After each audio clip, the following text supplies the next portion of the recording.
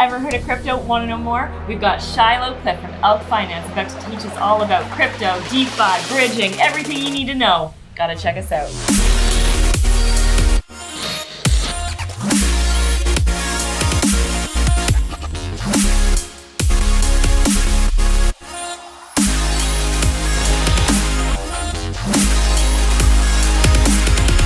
Hey, welcome. We're here with Shylo Cliffe from Elk Finance, and we're super excited to talk about cryptocurrency and all things related. So welcome. Yeah, well, thanks for having me again. Yes. Last time we got to talk about the what is crypto question, which I learned that we had to back that up to what is blockchain. So if you guys want to know what is blockchain, what is crypto, go to the first episode, take a look. We explained it with a train analogy, which I love. And this episode, we want to talk about DeFi, right? Did I say that? Yeah.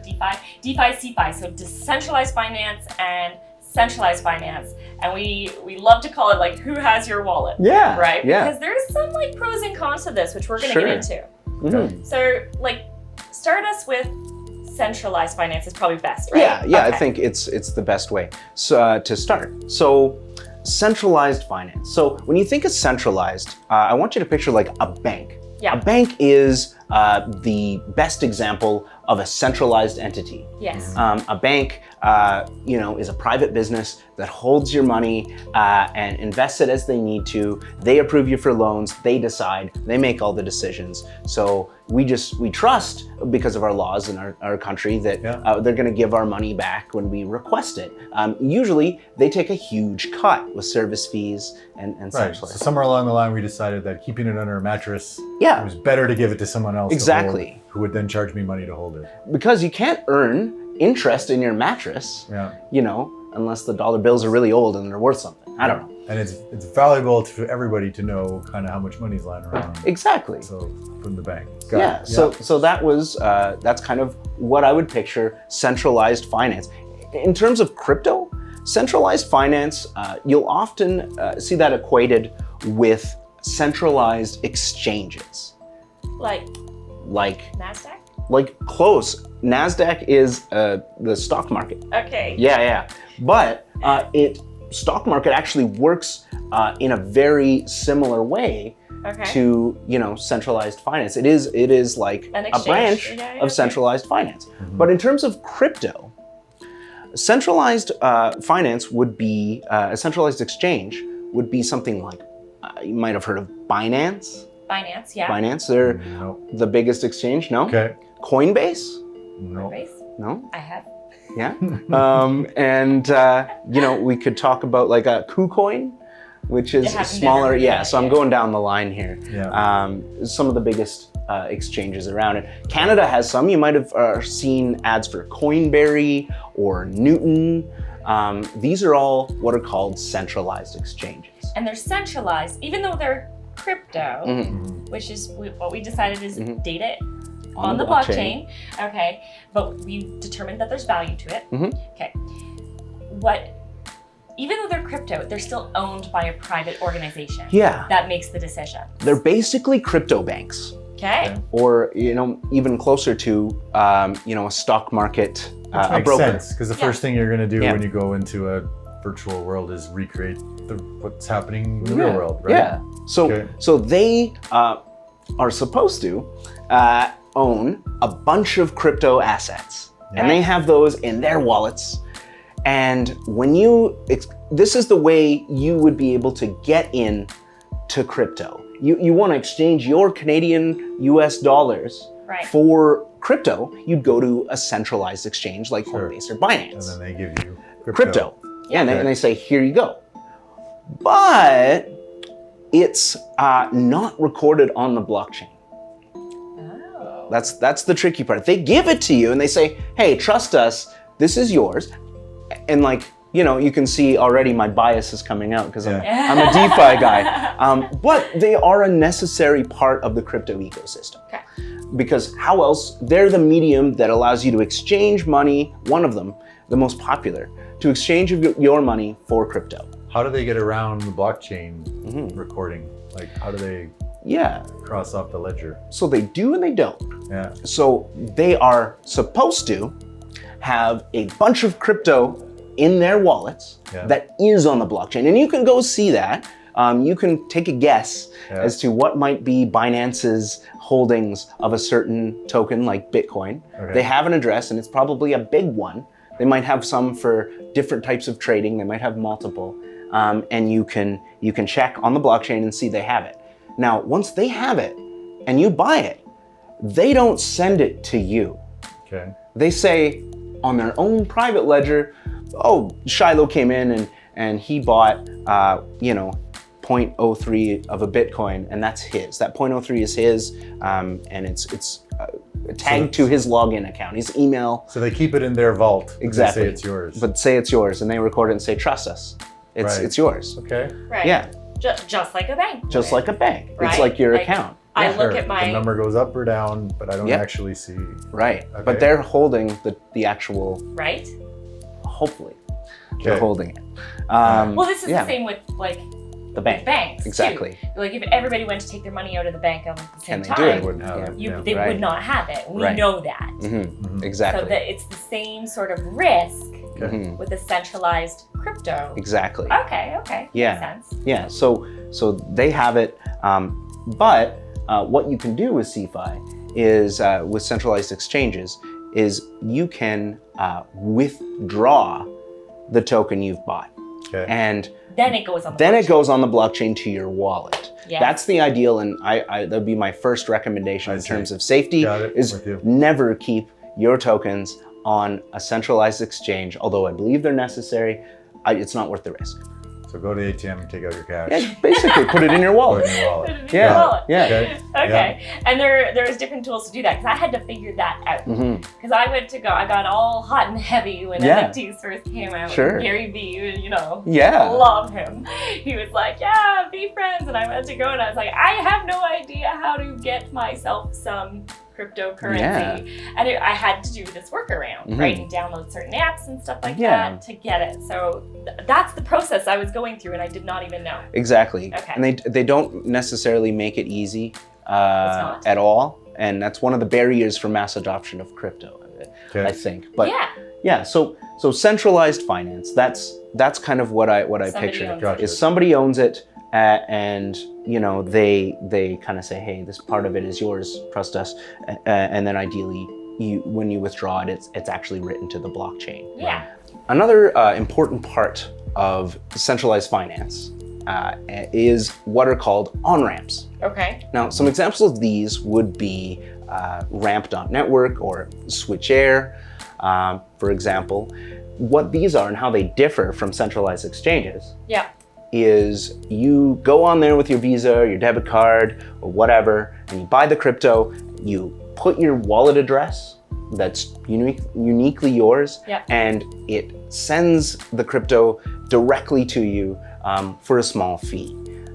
And so that way they have to have all those assets ready for people to buy them. So it skips this middleman. Right, skips the centralized exchange middleman. There's still a middleman because they're between. But they have to have it. They Exactly. can't just like Say they they have it. They literally have to give it to you Exactly. versus allocating you A set amount theoretically exactly. owned. Okay, gotcha. All right.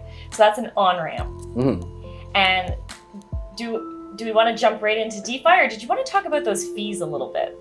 Yeah, so I think maybe we can start with DeFi in general and Okay. then move on Yeah, to because the I want fees. to Yeah. unpack that Mhm. because I always hear, well, one of the reasons why crypto's so great is that, it's you're not giving all your money to the banks, but let's talk about DeFi first. Yeah. Okay. So, and DeFi stands for Decentralized Finance. So basically, it's basically what's called trustless, generally, which Trustless. sounds Trustless. trustless, which sounds like a good bad idea. thing, right? But what it's poorly worded, but it means you don't have to trust any person. You just have to trust the technology, Okay. right? So trust is not required. Okay. Which, kind of a misnomer. But so which means basically DeFi is the blockchain. Right. When I talk about the blockchain, that is decentralized finance. Right.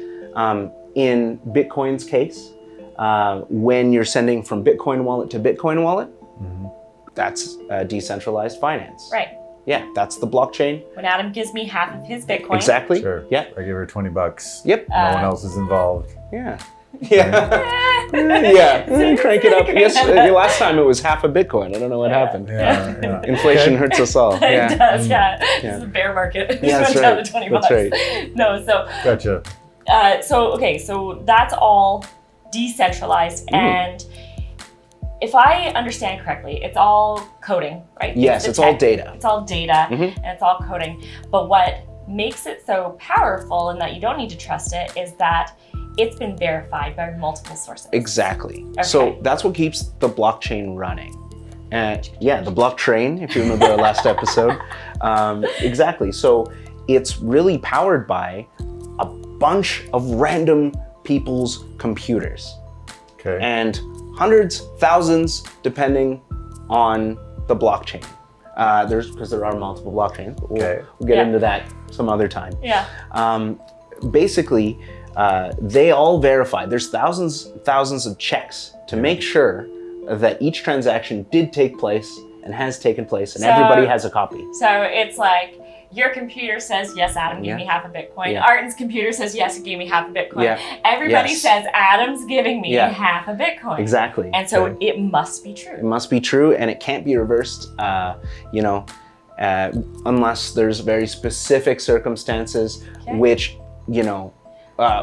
with Bitcoin, basically impossible nowadays. It's not going to happen. It's not going to happen at all. It's That would be like a code glitch. Right. It would have to be it would have to be half of the Bitcoin validators and miners out there, or I guess just miners in terms of Bitcoin, would have to agree that a fake transaction took place. And if getting 51% of all of the Bitcoin miners to agree would be like looping half the world in on a conspiracy. It's not going to happen. Right. Gotcha. And they all need to know how to code. You know that the transaction has taken place.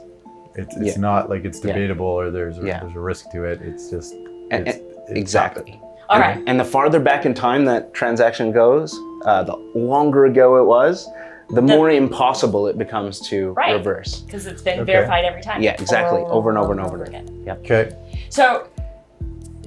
So we're running out of time. We got to wrap this up. Sure. But I want to talk about these fees. Yes, fees are important. So because that matters. Exactly.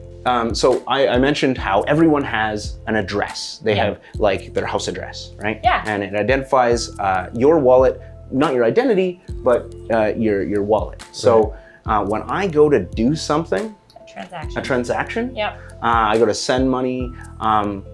Let's say I wanted to write a fun little note on the blockchain to ask my wife to marry me. She would have been so fed up. She probably said no, even though she would have said yes otherwise if I had done that. But you can write anything to the blockchain. Yeah. And the more data you write to the blockchain, i.e. through sending Adam money, or through doing a trade, or writing a little note on there, or making something on a blockchain, it costs money. Right. Now, what we call this is a gas fee. Okay. So, and the reason we call it a gas fee is because the blockchain needs to keep moving.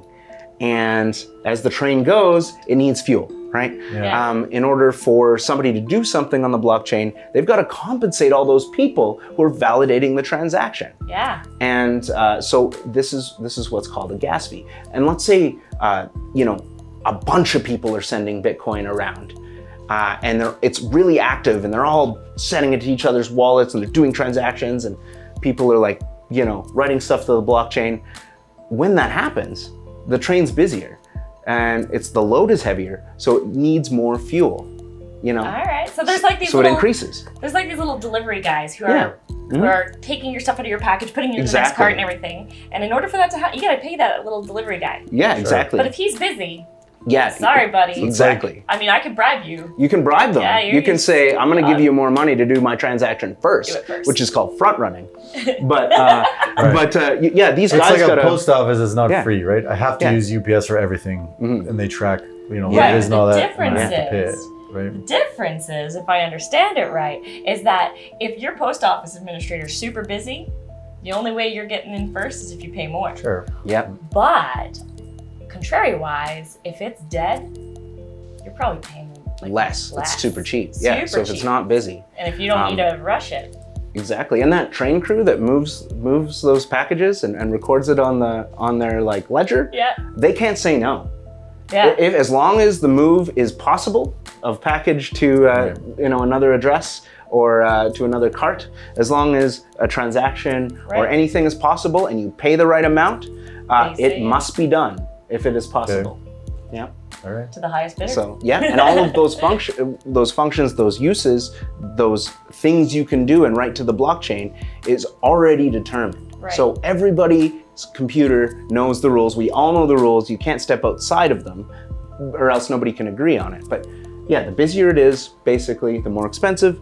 The less busy it is, the less expensive. And usually, for Bitcoin, you'd maybe pay the equivalent of $5, let's say, to send, Bitcoin from one address to another, if it's just kind of busy. Yeah. Depending on the price of Bitcoin, of course. Yeah. Okay.